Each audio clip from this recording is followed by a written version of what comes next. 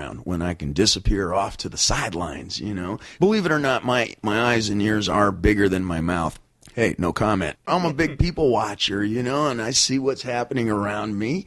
I can only do that if people aren't looking at me. If I'm the observer, and the best way for me to do that is to literally cut my hair and disappear for a while. If you need a dose of VH, get a taste of the closest thing. Romeo Delight, the ultimate Van Halen tribute band, playing all the hits from the David Lee Roth era, first classic 6 albums, plus deep cuts, some of which have never been played live before by the band. They even throw in popular tracks from the Sammy Hagar era and solo hits. The most viewed Van Halen tribute band on YouTube, Romeo Delight, doing customized recreations of staging, instruments, and costumes from the classic Van Halen era. They even perform entire Van Halen albums in sequence. Romeo Delight plays theaters, casinos, summer indoor and outdoor festivals, and special events. They're also available for private parties. To contact them, call Bud Blanche at 215-704-5144. That's 215-704-5144. Or via email at sonicparade1@yahoo.com. Romeo Delight, the ultimate Van Halen tribute band. Hi there, this is author Martin Popoff. You're listening to Dave and Dave Unchained. Hello, loyal listeners. Wanted to let you know about our new Patreon.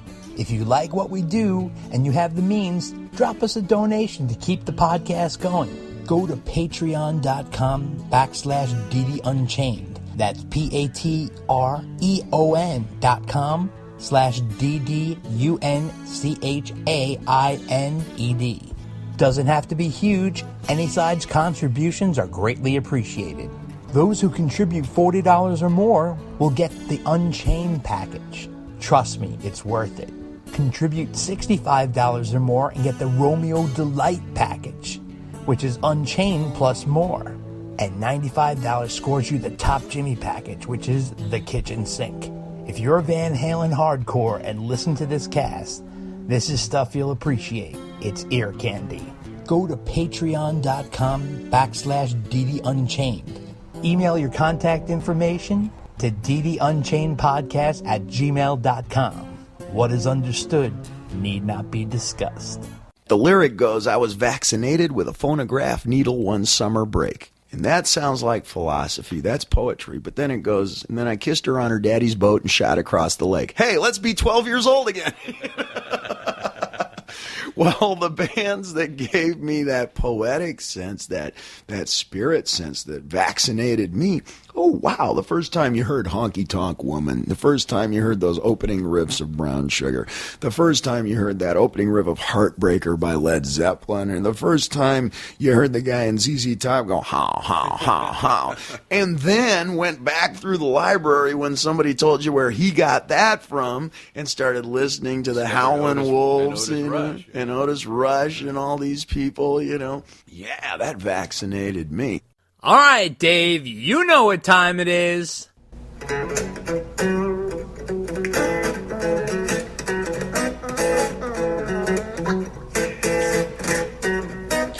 Well, my buddy Dave, he don't want me around. He says he's tired of watching me let him down. He just wants a good mailbag. He wants only the best. But he hates disappointment better than all the rest. And he says that he thinks that I'm headed for a whole lot of trouble. Well, he thinks that I'm headed for a whole lot of trouble. Well, he thinks that I'm headed for a whole lot of trouble if I don't nail the mailbag intro. That's right, it's mailbag time again.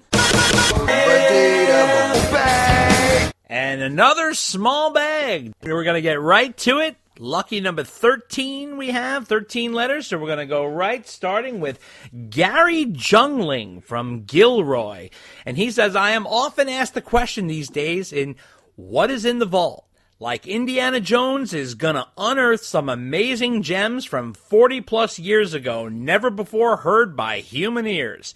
Here's what I'm curious about. For a deluxe edition of A Different Kind of Truth, there were videos for 3 songs from something called the Downtown Sessions. The recent version of the band performed Panama, You and Your Blues, and Beautiful Girls. This was an all-acoustic session they did, and I'm curious if they recorded any other material at the session. I would be more than happy for some more of that, please. Any inside knowledge on that? Well, Gary, that's a good point, that's for sure.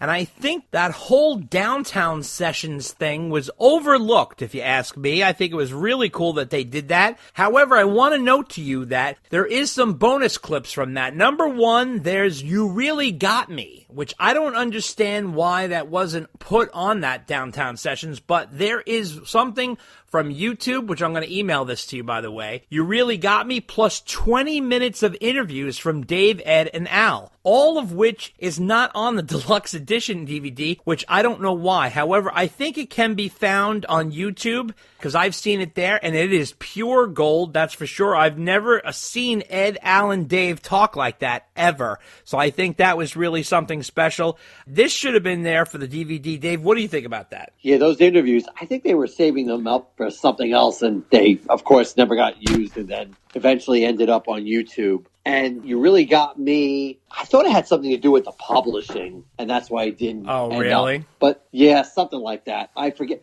Because originally I thought it was announced that it was going to be on the bonus DVD that came with the album, which, by the way, that was a nice touch. Yeah. You know, like we were talking about earlier in the news with Talus, a CD with a DVD is a nice touch. Right. However, it would have been nicer had they added You Really Got Me plus the 20 minutes of interviews. Oh, I agree. I totally agree. Who the heck knows why they didn't use them. But I don't think they recorded any other music besides You Really Got Me other than what was on there already. Yeah, I don't think so, but it would be interesting if they did. But there is bonus stuff out there. Gary, I'm going to email that to you. So letter number 2 comes from Paul Davis, who hung out with us in Vegas. But ready for this, Dave? He is now calling himself Vegas Paul Davis. That is awesome, and now I will remember his name. That's right. Vegas Paul Davis from Sacramento, California, and he comes in with letter number 2, and he says, a few episodes back, you were briefly discussing Van Halen's lyrics or Dave's sayings that have become part of our personal lexicon, like, come on, Dave, give me a break, or I'd love to talk philosophy. That philosophy runs right through you. Or forget about it, Dave. These little sayings always trigger a big laugh when slipped into conversation with friends. Do you two have any regular go-to VH phrases? But these sayings don't always result in comic gold. I was attending a wedding for my sister-in-law in Germany. This must have been 20 years ago. Big to-do in a real castle, and they had a fantastic band, and we were all partying and drinking into the wee hours, and I ran on stage and was singing with the band, which was tons of fun. When the song ended, there was tons of cheers, and out of instinct, I yelled into the mic, whoa! How about that rock video? Can't take your eyes off them, can ya? All Dave, all night. And of course I was greeted by the sounds of crickets. Stunned silence and a lot of blank faces in the crowd. They had no clue what I was talking about, LOL. So you always play that quote at the end of your show and it always makes me smile. Anyways, I hope you both have a great new year and I hope to see you in 2021. As mentioned, Mammoth is coming to my hometown, Sacramento. Okay, that's Vegas Paul Davis. One thing I would have to say is, obviously, my name is Dave, so whenever someone says, come on, Dave, give me a break, I always say one break coming up, and that's always fun to do, and I love All Dave, All Night. That's another funny one. My all-time favorite, of course, is Look at All the People Here Tonight. Wanted to also mention, Dave and I talked about this a little earlier, that Sacramento show on October 10th. I don't know about how that festival is going to happen with the magnitude of what's happening with the virus, but I don't know if it can be planned. I sure hope it happens, but you're going to have to report back to us, Paul. Dave, what do you think? I do love that philosophy line that Dave sings from, what song is that? That's Experience, right? Experience. That's a solo Because as you and I get older, we have to make more frequent trips to the bathroom.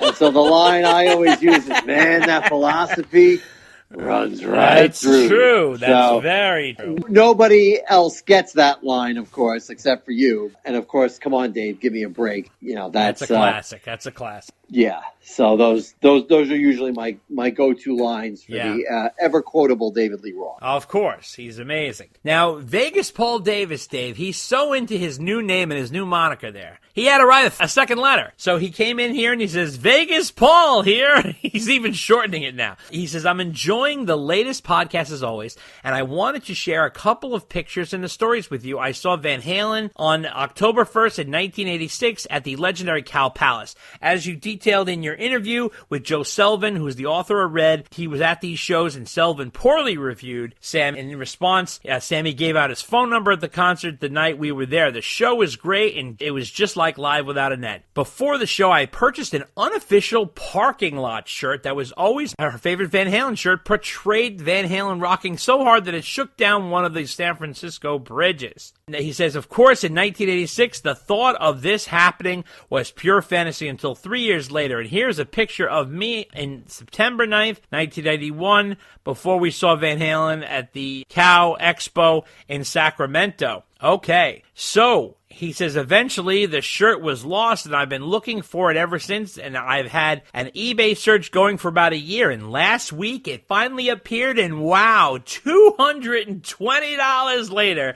It's obviously that listening to your podcast is a much less expensive, more entertaining way to relive my glory days. Thanks for that. I remember you both mentioning that you don't have a lot of Van Halen memorabilia, but what about a shirt or two from the early 80s? Happy New Year, Vegas Paul Davis, Sacramento, California. So, well, I have to tell you, Paul, I have plenty of shirts from the 80s, but they don't fit me no more. So I have gone online and I've purchased some reprints of the old Van Halen shirts. So I have reprints from the old 81 shirt. If you can remember, the four guys are sort of in a pyramid, live shots of them. You can kind of pick up a lot of that stuff at vanhalenstore.com. Our buddy Jeff there will help you out if you're looking for some old Van Halen reprints. And those are all legal too. Now, I have so many Van Halen shirts. I'm going to be honest with you, it's sinful. It's to the point almost where I'm wearing one every day, but I try to mix them in because I have a lot of Kiss shirts too and Metallica and all that kinds of stuff. But I have so many Van Halen shirts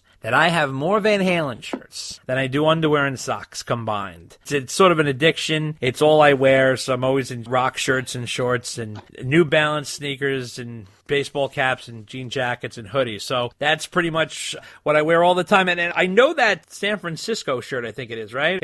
I know that shirt you're talking about is very cool, very rare event shirt, believe it or not. But there's some cool ones out there. Like I have the old 1984 Eagle, the 1982 Lion, Diver Down, the 5150 cover, the four skulls from the OU812 era. I have the sneakers from the 1993 shirt, as well as the Exterminator guy from 1984. Dave, what about you? Do you have any leftover Van Halen shirts? No, I don't have anything from the early 80s, but I can vouch for the fact that you will wear Van Halen all the time, every time, any occasion. That's right. That's true. I am definitely guilty of that. Letter number 4 comes from Martin Orgier, and he says here, I heard the last podcast where you were wondering why Dave chose a train for the cover of A Different Kind of Truth. The train was an S1 locomotive designed by industrial designer Raymond Lowery. David Lee Roth referenced Lowery when he was telling an anecdote of the designer who designed the Lucky Strike cigarette packet, and he couldn't find any other work, comparing the situation to his without Van Halen. Lowery then made a tremendous comeback when he had designed the S1 steam locomotive for the Pennsylvania Railroad. David Lee Roth sees the comparison between the S1 locomotive and his comeback with Van Halen. Kind regards, Martin Orgier. Well, Martin, thanks for putting that cover into perspective, and I get the symbolism for sure. Well, I acknowledge that it makes sense, but the average Van Halen fan is not going to get that, or the average person looking at that is not going to get that. One of my biggest complaints about that cover, although I do like the cover, it just felt like, it was copying the Commodore's one, but I think that David Lee Roth was sort of held back from doing a lot of press and publicity for that album, so he really wasn't out there campaigning and explaining that. That would have made sense, but I do like the cover. I actually have a jacket with that cover image on the back that I made myself, and it's kind of very similar to that Commodore's cover, and actually the new Dennis DeYoung album is very similar cover to that too, so I'm shocked about all of it. But I do like the cover. I'm not against it. I do get the symbolism, and I appreciate you clearing that up. Dave, what do you think? That's interesting. I never heard that story before. Yeah. So that certainly explains a lot. It does.